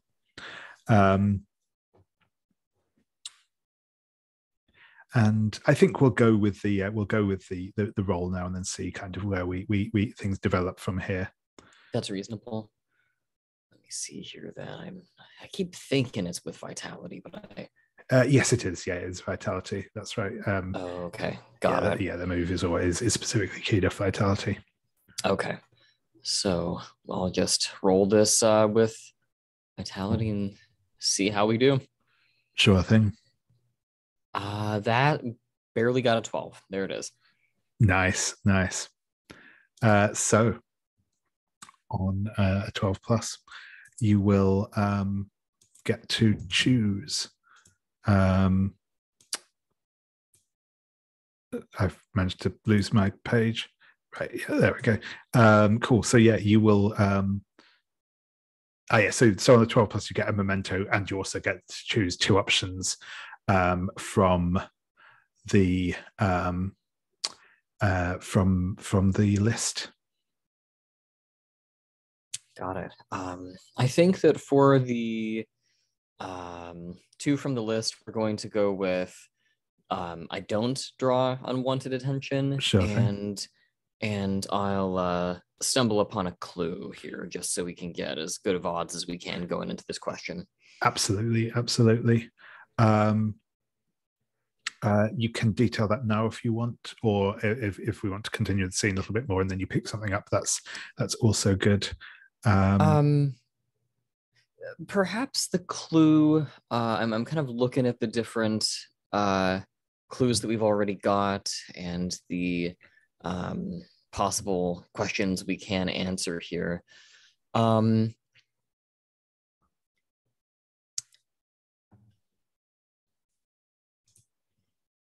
Maybe we should play this out a little bit more before the clue pops up. It's just not quite coming to mind. Yeah, no, that's fine. I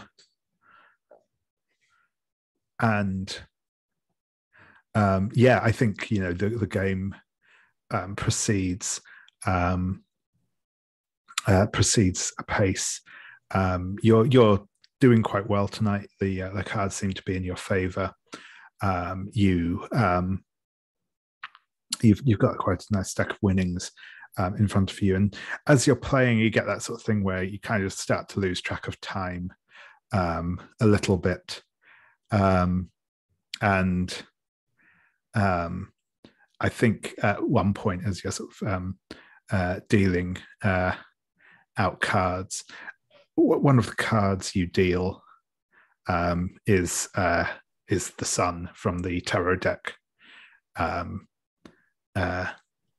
which has no place in the deck of cards you're playing.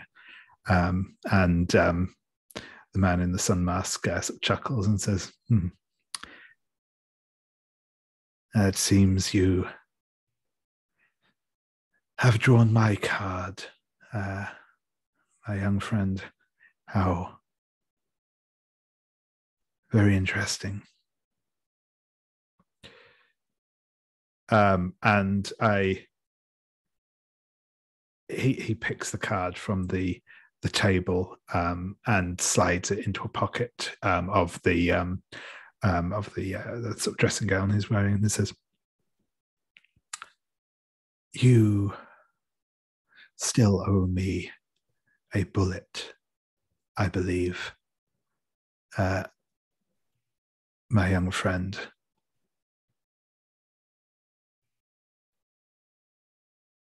Out of character, I was wondering if you remembered that. That's impressive.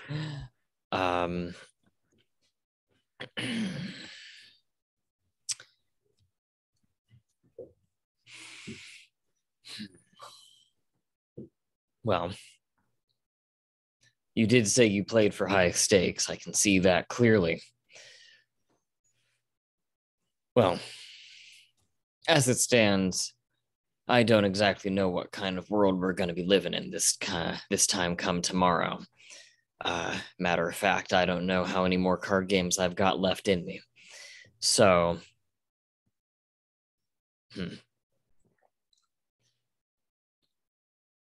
all else fails, I won't let anybody tell me I wasn't a woman of my word, and I'll slide a bullet across the table. And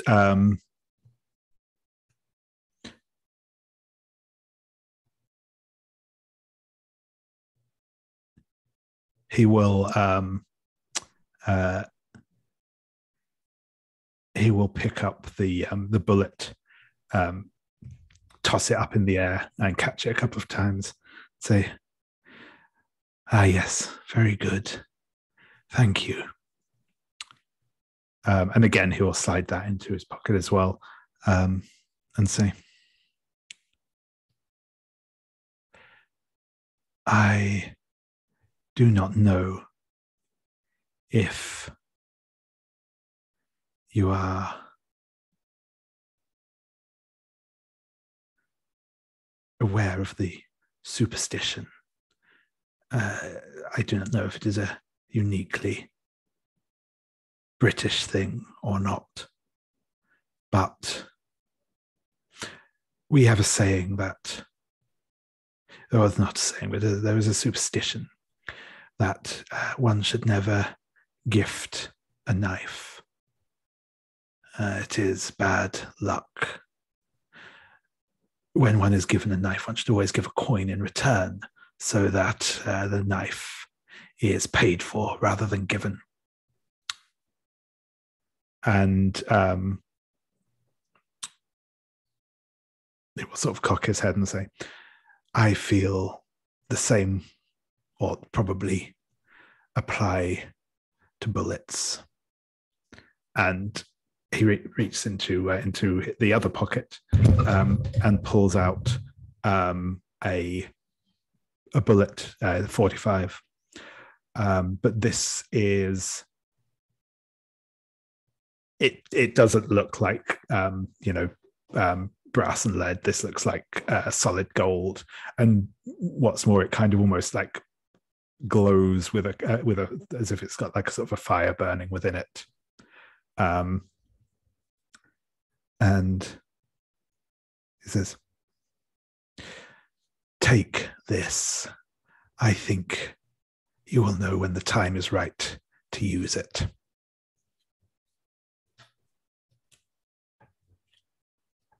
You've sure doctored this thing up in some way or another. And I'm kind of turning it over in my fingers and examining it from all facets. I like to collect beautiful things.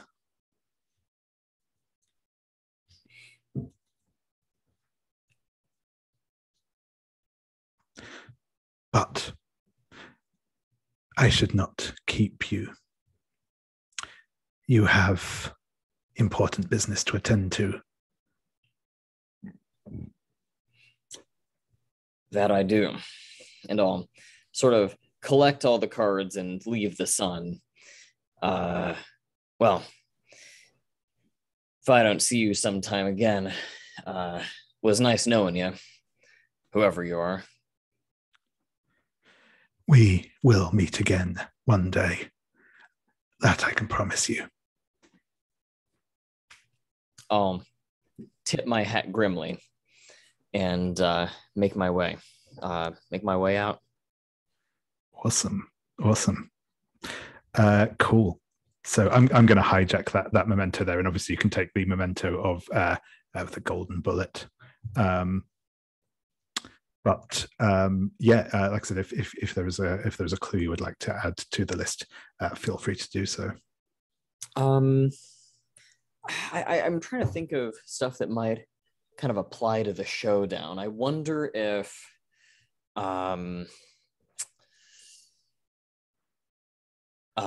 being able to visibly see the moon and stars might be important to the ritual, or alternatively, perhaps having the moon and stars be smothered and obscured might be important to the ritual. But as long as we've got this kind of, the stars are aligning and things are all kind of coming to a head bit going on here, I'm thinking that something astronomical might be a decent clue. Yeah, sure thing.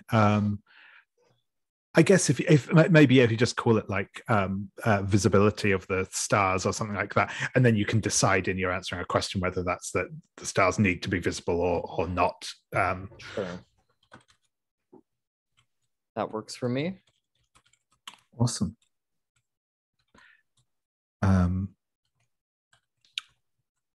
And I think with that, unless there are any last little scenes people want to have just with one another or the like, we will move on to answering our question. Cool.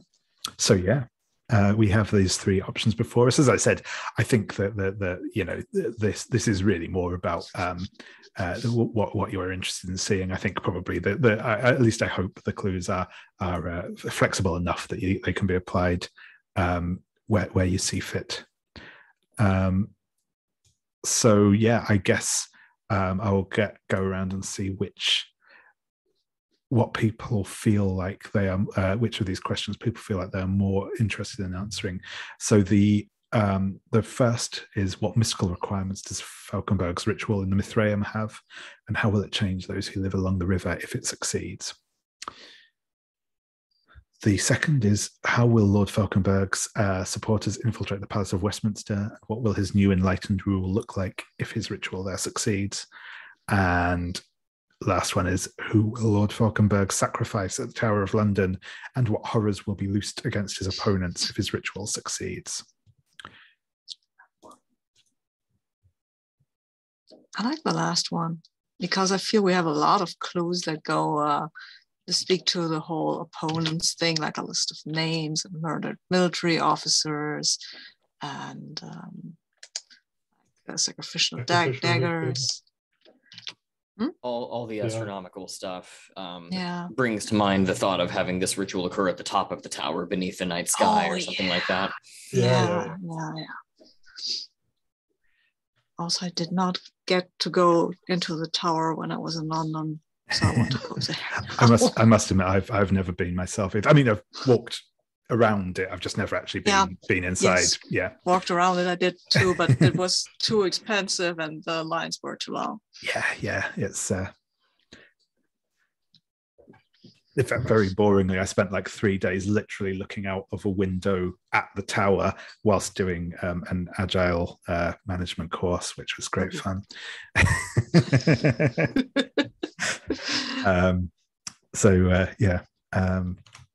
But yes, that undercuts the tone somewhat.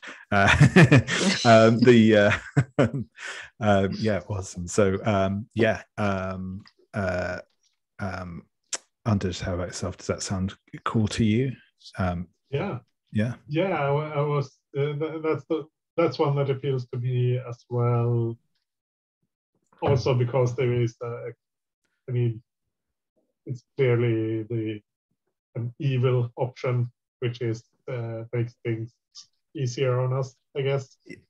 Yeah, that's cool, and it's got that kind of classic Hammer horror type vibe as well, I think. So yeah, that's cool. Mm-hmm. David, again, checking with you. Is that one cool with you? That's good for me. Awesome. So with that said, the question that we're looking to answer here is, who will Lord Fauconberg sacrifice at the Tower of London, and what horrors will be loosed against his opponents if his ritual succeeds? Feel free to work in these questions. Feel free to work in the clues as you see fit. I mean, I know obviously we don't have like specific people named, but I feel free to draw out either someone in specific, either like a side character that we've met before, or someone prominent in the country or something like that. I have an idea for a side character. He could try to sacrifice Madame Sokovia. It's not her name, but the medium. Yeah, that could work. Because that speaks to the ley lines and all the magical stuff, because she maybe does have actual magical powers. Even if John doesn't believe it, doesn't mean that's true. Well, that's good. I was just going to say, it sounds like perhaps she does genuinely have magical potential that even she might not be aware of. Mm-hmm. Yeah, so maybe it could be all the people who are to be sacrificed are people with the potential for magical power. Perhaps that's the point, and maybe the horrors are like they are sacrificed, and in the sacrifice they are transformed into some kind of evil creatures. dangerous beasts of some kind. Their magical potential is perverted and that sort Or of maybe thing. just fortune and magic's turned against them. Yeah. Like there is this utopia, but these people, the opponents, they will just suffer, like cursed by the stars or something like that, to wander in eternal darkness while the rest of the utopians are wandering around in the light of Lord Fauconberg. I mean, if we have the moon thing, and since we have a werewolf, maybe we want to tie it into that. Maybe he's trying to transform them into werewolves. Ooh. Oh, something that Trixie's already been a victim of, kind of this transmuting the innate magical properties inherent to people, and they become something worse or more alien or what have you. I suppose it depends on the mood we're going for here. That makes sense. That callback that you said when you introduced it, the idea of the half moon being like the time of the when this magic is more potent, perhaps. So yeah, cool. I'll put that one in. And I mean, if he is trying to you can put a check in the list of names, because he has a list of names, of course. Yeah. And he's the kind of guy. Yeah, and you can obviously exactly. Yeah, no, that's cool. Yeah. I mean, it's not difficult to tie in the ley lines and the awakening the magic in the land. Yeah. Like they're performing it at a place of great significance, and will transmit the power out to the rest of the country to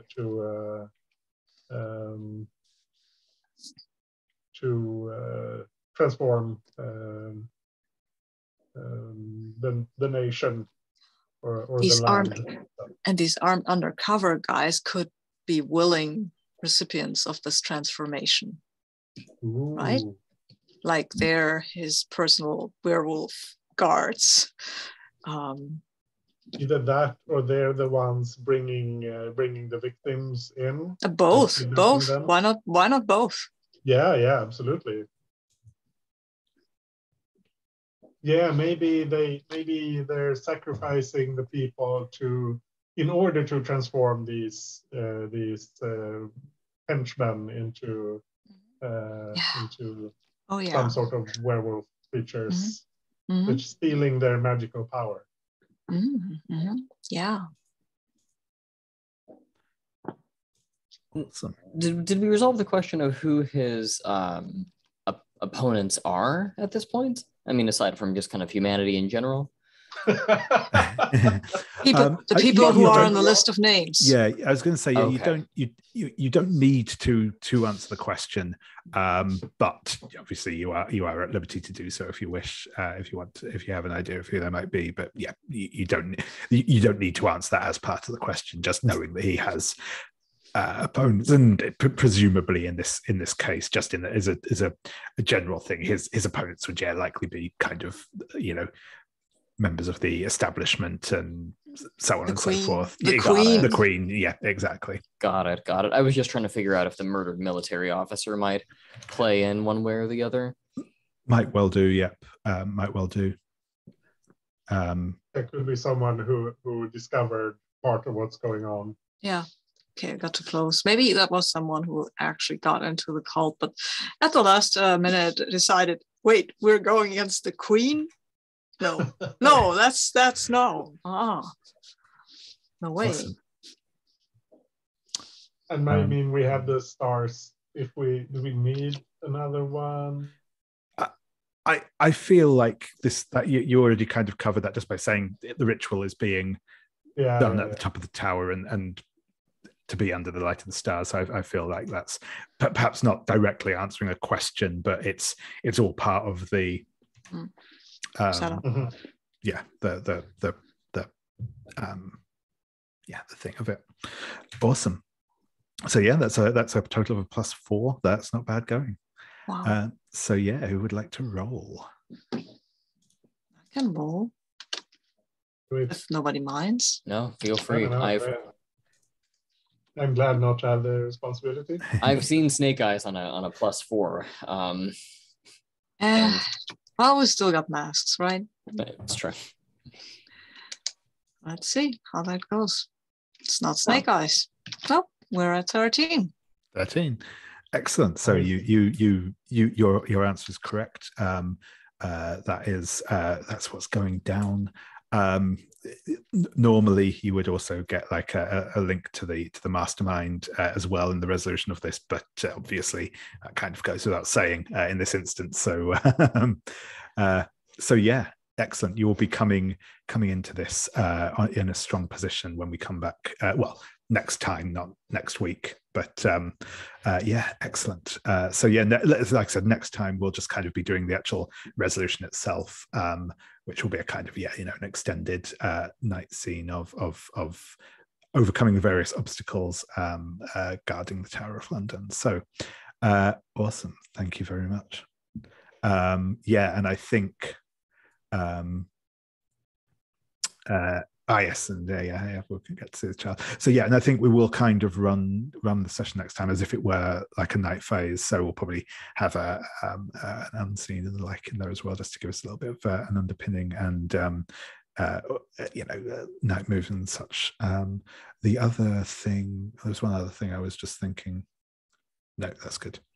So I think where we will leave things is as you're sort of in, I imagine this is still sort of taking place in the ballroom as you're kind of discussing and stuff with under all these star charts. And I think we will see a moment of Lord Fauconberg looking in the empty studio and just shaking his head sadly before sort of turning and walking out. We will see in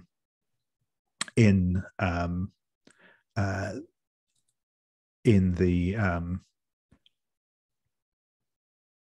as dusk sort of starts to fall, we'll see Madame Sorokin just sort of going out for a walk in the evening air as a couple of again these sort of young military-looking types quietly walk up beside her and kind of bundle her into a carriage, which sets off down the street.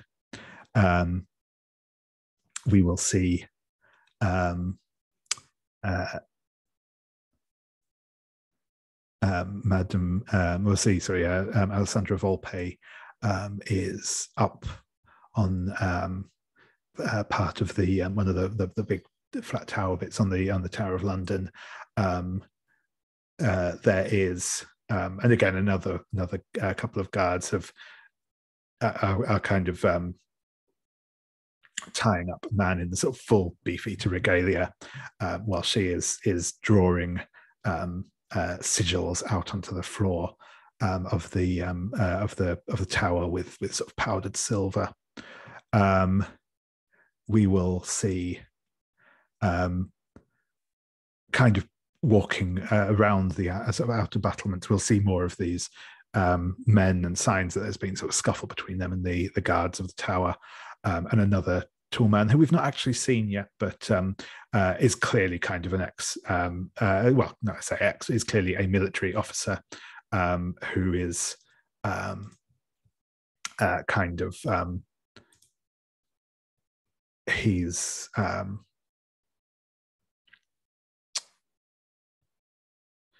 got that sort of a big handlebar moustache, but he's also got that kind of very like distant stare in his eyes, and he's got that real sort of poise, something almost Trixie would recognize, that almost like tiger-like movements as he stalks around, kind of giving orders to some of the men on the ramparts, and they kind of stare at him adoringly. And then we finally cut back again to Lord Fauconberg's home, as he goes to step out towards his waiting carriage.